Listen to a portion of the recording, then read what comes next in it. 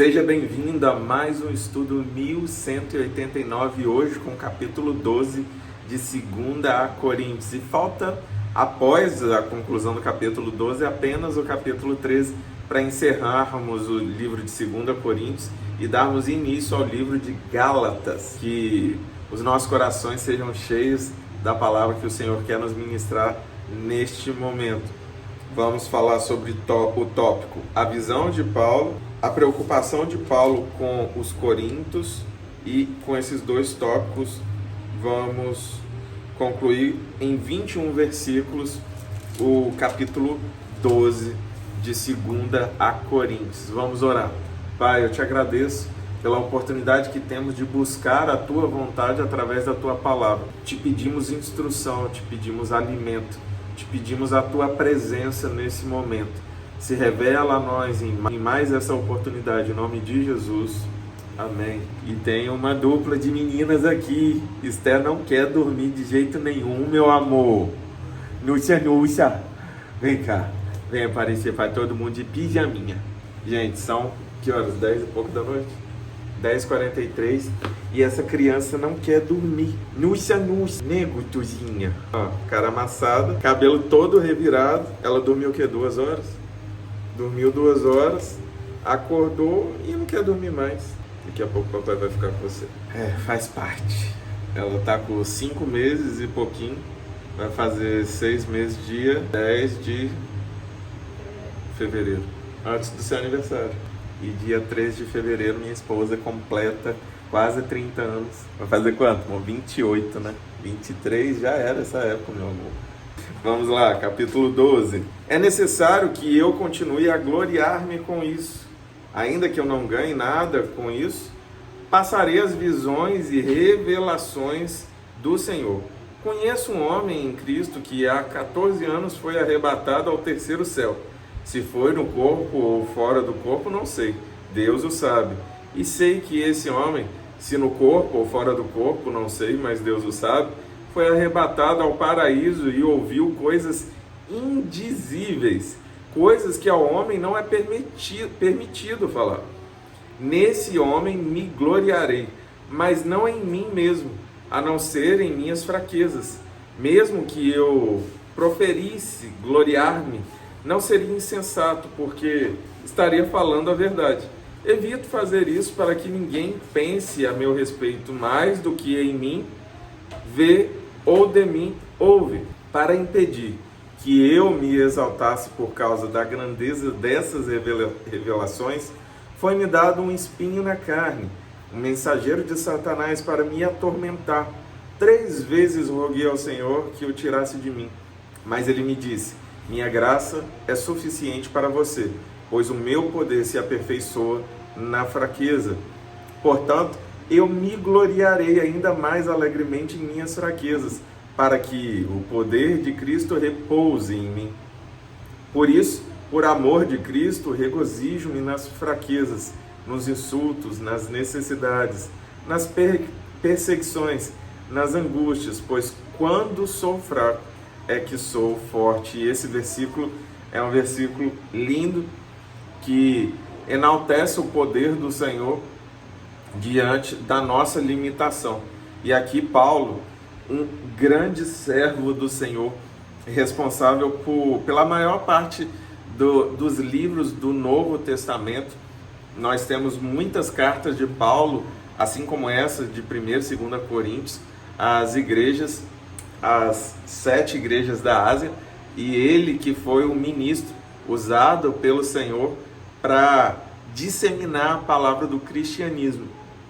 E ele sendo tudo isso e ainda tendo vivido essa experiência, ele foi levado ao terceiro céu. Ele está falando dele mesmo. Ele teve a visão do céu, a visão de como que é a vida com o Senhor. Ele teve essa experiência e, como ele disse, ele não sabe se no corpo ou fora do corpo, mas ele foi e ele viu. E ele não pode falar o que ele viu. É dessa forma bem superficial que ele relata esse testemunho, e ele deixa claro que ainda que ele tenha vivido tudo isso, ele se gloria na fraqueza dele, porque ele pediu ao Senhor que tirasse dele por 3 vezes um espinho na carne. Não sabemos qual o pecado que atormentava, ou a fragilidade que atormentava a Paulo, mas sabemos que era algo que o envergonhava a ponto dele dizer que havia um mensageiro de Satanás que batia na cara dele. E isso devia ser algo muito triste, algo que ele clamou ao Senhor para que fosse retirado dele, um problema muito sério. E o Senhor vira para ele e fala: minha glória te basta, minha graça te basta. Ele fala, 3 vezes roguei, minha graça é suficiente para você, pois o meu poder se aperfeiçoa na fraqueza. Então, diante das nossas limitações, das nossas fraquezas, o Senhor, ele se mostra forte em nós. Que você permita não ser talvez suprido em todas as suas necessidades ou limitações, mas que você permita que o Senhor transborde a vontade dele, apesar do que você esteja passando, apesar do que você esteja carregando. Essa é a instrução de Paulo nesse primeiro tópico. Agora no segundo e último. Fui insensato, mas vocês me obrigaram a isso. Eu deveria ser recomendado por vocês, pois em nada sou inferior aos superapóstolos, embora eu nada seja. As marcas de um apóstolo, sinais, maravilhas e milagres, foram demonstradas entre vocês com grande perseverança, em que vocês foram inferiores às outras igrejas, exceto no fato de eu nunca ter sido um peso para vocês. Perdoe-me esta ofensa. Agora estou pronto para visitá-los pela 3ª vez, e não lhes serei um peso, porque o que desejo não são os seus bens, mas vocês mesmos. Além disso, os filhos não devem ajuntar riquezas para os pais, mas os pais para os filhos. Assim, de boa vontade, por amor de vocês, gastarei tudo o que tenho e também me desgastarei pessoalmente, visto que os amo tanto. Devo ser menos amado? Seja como for, não lhes tenho sido um peso. No entanto, como sou astuto, eu os prendi com astúcia. Porventura, eu os explorei por meio de alguém que lhes enviei. Recomendei a Tito que os visitasse acompanhado de outro irmão. Por acaso Tito os explorou? Não agimos nós no mesmo espírito e não seguimos os mesmos passos? Vocês pensam que durante todo este tempo estamos nos defendendo perante vocês? Falamos diante de Deus como também que está em Cristo, e tudo o que fazemos, amados irmãos, é para fortalecê-los. Pois temo que, ao visitá-los, não os encontre como eu esperava, e que vocês não me encontrem como esperavam. Temo que haja entre vocês brigas, invejas, manifestações de ira, divisões, calúnias, intrigas, arrogância e desordem. Receio que, ao visitá-los outra vez, o meu Deus me humilhe diante de vocês e eu lamente por causa de muitos que pecaram anteriormente e não se arrependeram da impureza, da imoralidade sexual e da libertinagem que praticaram. E aqui, mais uma vez, Paulo deixa ainda mais enfaticamente registrado que tudo o que ele deseja da igreja de Corinto é que eles estejam no centro da vontade do Senhor. Ele quer vê-los bem, e não com essa lista de pecados e de fragilidades. Ele não deseja os recursos da igreja de Corinto, mas ele deseja que Corinto se torne uma igreja segundo o coração do Senhor.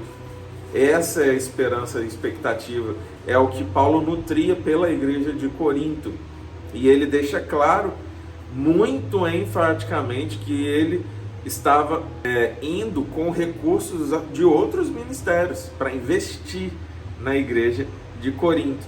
E que nem ele, nem Tito, nem nenhum representante que ele enviou usurpou de alguma forma da igreja.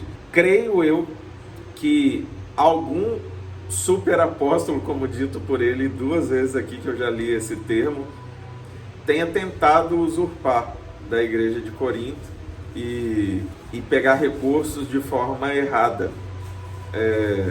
Mas Paulo, ele exorta e direciona a igreja. Que você permita que o Espírito Santo te guie naquilo que você deve ou não fazer. Como você deve investir no reino de Deus, onde ofertar, onde dizimar. Mas que você cumpra com aquilo que é honroso diante do Senhor, que vai edificar o reino de Deus em nossa geração. Porque depende de nós. E se você se dedicar a esse propósito, eu tenho certeza que o reino de Deus vai avançar e vai alcançar muitas outras vidas. Que nós não deixemos sermos enganados e também não façamos uso do engano de alguém para justificar o nosso erro ou a nossa falta de investimento no reino de Deus.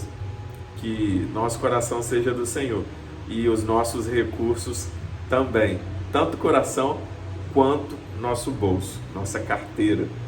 E o que eu desejo para você e para sua casa, que Deus te abençoe, em nome de Jesus.